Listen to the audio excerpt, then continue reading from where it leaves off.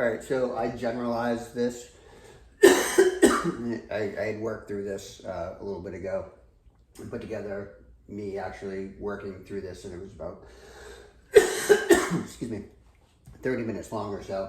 And there was a lot of pauses in me thinking about the things. So just to summarize what happened here, I ended up kind of thinking what the data structure might be for a scenario that was put in front of me.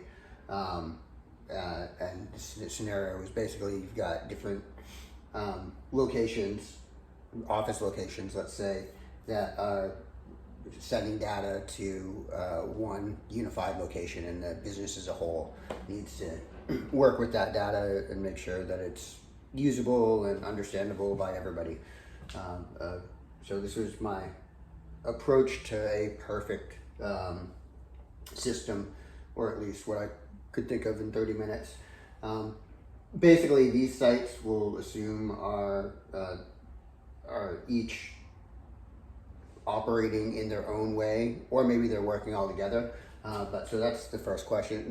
The first questions that we need to ask of those sites to kind of know what we're working with as we go through. So are the processes the same? Is each site managing the data, inputting the same type of information, and does that information mean the same thing? Are they doing in the same time frames? Basically, all their processes, do they line up so that how the data is affected, it's the same? Is the software they're using the same? So are they using different ERP systems maybe? And if they are using different ERP systems, then you'll need to look at what kind of data is being pulled out. So if a column is called this in this ERP system, but it's called this in this ERP system, you're going to need to, as you work with the data down the line, know that so you can integrate it appropriately. And then, assuming that these two are the same, let's just say everything's great, what's the likelihood that the processes are being followed the same? So you got different office cultures in each of these places.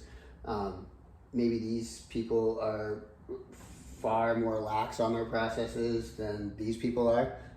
Maybe these people are very tight and to the book with the processes, and so the way that they're making less mistakes, and maybe these people are making a lot of mistakes, and how do you level for that and adjust for that? And then, so once you answer those questions, you can start trying to figure out, all right, well, how do you deal with the data as it comes into a usable format for everybody? So one of the things to consider is file types as well, or how the data is being sent.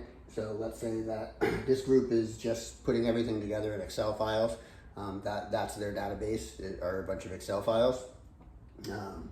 However, this company is using SQL Server and is running everything through their systems and that ties into SQL Server, and they're doing extracts, which are potentially coming out of Excel files, coming out as Excel files, but maybe they're sending it over a different way.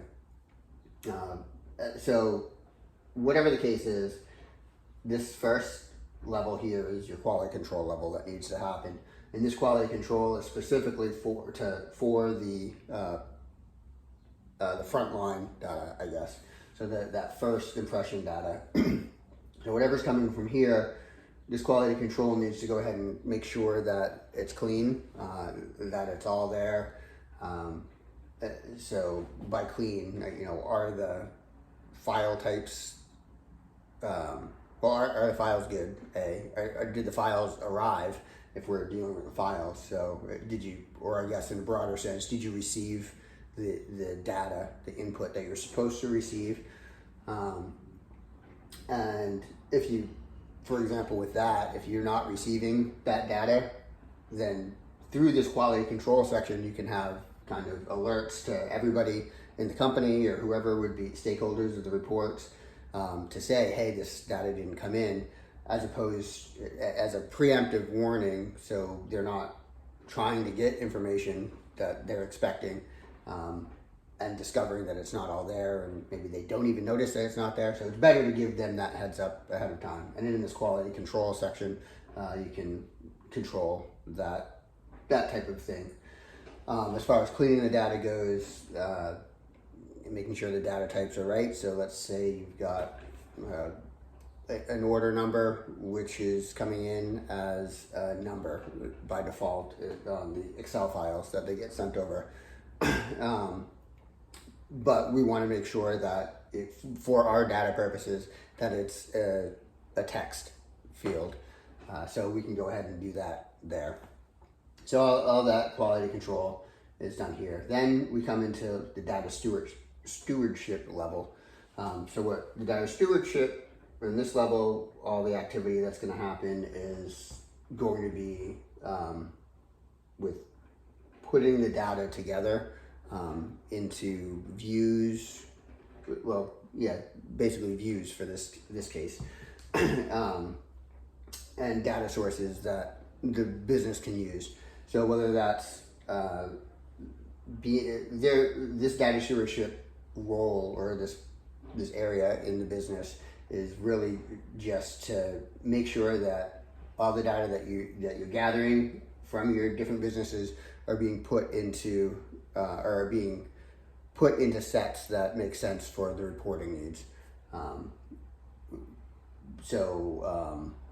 If you've got your generalized reports, maybe you've got a data set that's specifically for this group, and a data set that's specifically for this group, and one for this group, and one for this group.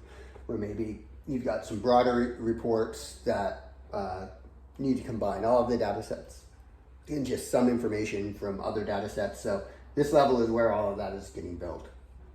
This level here is a quality control for this level. So this is quality control and data governance. What we're going to do in this level is make sure that these views, these data sets that have been put together are accurate, or they're presenting the right type of data for the reports that are being requested, and that they're pulling together the right information, the granularity is accurate on them. It's just another check. And then the data governance piece of it on this level is assigning privileges to people to be able to see the data. So we want to make sure on this level that those reports that were just for this group here can only get to be accessed by people in this group, and then maybe another group, but like a broader group as well. But whatever the case may be, that's where the data governance comes into play. And then it all gets pushed back, all that, group data that's able to be used, confirmed as good data by the data team here, gets pushed back to each individual site. And then they can do what they will with that data. They can make their own reports using whatever data has been assembled for them from their raw outputs. And then that data then goes through another quality control just to make sure that you've got the correct reports coming through, especially where you've got it coming from in this case, 4 different locations. We want to make sure that consistency's being seen in the reporting. So there's this kind of level to ensure that quality, the consistency. Most likely at this level, the accuracy is going to be there, but checking for that accuracy as well. And then that finally gets pushed out to data usage. So now everybody who's been given access and the data governance is able to put together or view the reports that have been made by whoever is in charge of making the reports at the different levels.